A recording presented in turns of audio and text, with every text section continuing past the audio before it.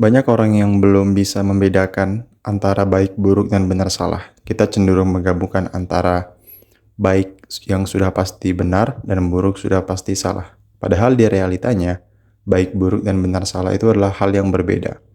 Baik buruk itu bersifat subjektif atau tergantung dari perspektif kita.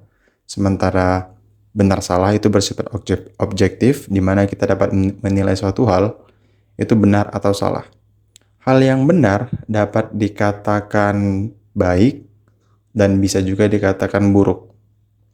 Hal yang salah bisa dikatakan baik juga dan bisa juga dikatakan buruk. Contohnya apa? Mungkin contoh simpelnya yang sering kita rasakan sebagai masyarakat Indonesia adalah korupsi gitu. Korupsi itu secara objektif itu hal yang salah. Tapi apakah dia baik atau buruk?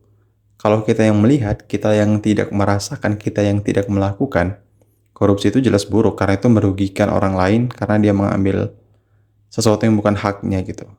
Tapi bagi orang yang melakukan, dalam perspektif dia, dalam subjektivitas si pelaku, itu bisa jadi hal yang baik untuk dia karena ia memperkaya dirinya sendiri. Jadi itu hal yang salah, tapi perspektifnya berbeda. Tergantung siapa yang melakukan. Ada juga hal lain seperti perang gitu. Contoh dalam perang. Dalam perang itu membunuh lawan atau mengalahkan lawan atau melumpuhkan lawan adalah hal yang baik.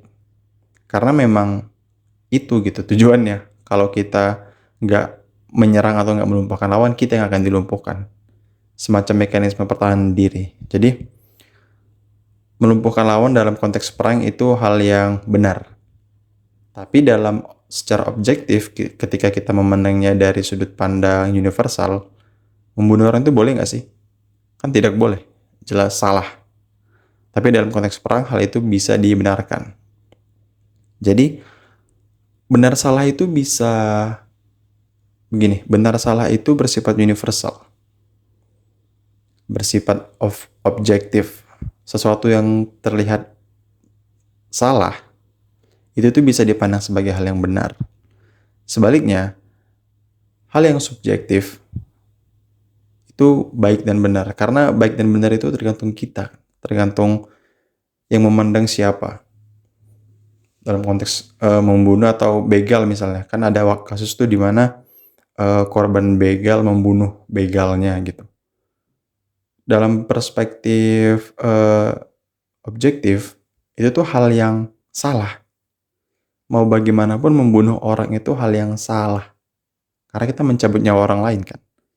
Tapi dalam konteks kejadian tersebut, itu jadi hal yang benar.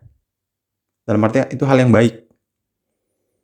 Itu hal yang baik karena dia mempertahankan dirinya sendiri. Kalau dia nggak seperti itu, dia yang bakal dibunuh kan. Jadi ada semacam survival instinct gitu dari manusia, di mana untuk mempertahankan hidupnya dia akan melakukan apapun, termasuk membunuh orang gitu. Dan ini yang harus lebih bisa dipahami oleh banyak orang, kalau benar, salah, dan baik buruk itu hal yang berbeda. Hal yang baik belum tentu benar, dan hal yang buruk belum tentu salah. Kita perlu melihat konteksnya. Dan hal ini sangat erat dalam dunia hukum ya, terutama di mana kita dapat melihat sebuah kasus itu dari perspektif mana aja gitu. Ada dari perspektif institusi, dari perspektif orang, dari perspektif korban dan pelaku gitu. Jadi tidak abu-abu. Dan itu perlu dipahami banyak orang sih. Dan kenapa ngebuat video ini tuh biar banyak orang yang lebih aware dan lebih bisa melihat dalam suatu masalah tuh sebenarnya ini tuh benar atau salah sih. Dan ketika benar atau salah, kita lanjut lagi, ini tuh baik atau buruk sebenarnya. Jadi semacam ada lapisan atau layer gitu. Di layer pertama kita tentuin dulu, ini benar atau salah. Ketika kita sudah tentukan, kita masuk ke layer selanjutnya. Ini baik atau buruk. Dengan penilaian seperti itu, kita bisa melihat berbagai kasus dan kita bisa jadi lebih mengerti bagaimana sesuatu itu terjadi atau bagaimana orang bertindak gitu. Kayak contohnya apa ya? Suatu hal yang kita tahu itu salah, tapi kita bisa mengerti kenapa itu dilakukan. Kayak aku nggak bisa nemu kasusnya lagi, mungkin kalian bisa komen di bawah apa contoh kasus yang ini tuh salah sebenarnya, tapi kita bisa ngerti kenapa orang melakukannya. Jadi sesuatu yang salah itu bisa jadi benar untuk dilakukan.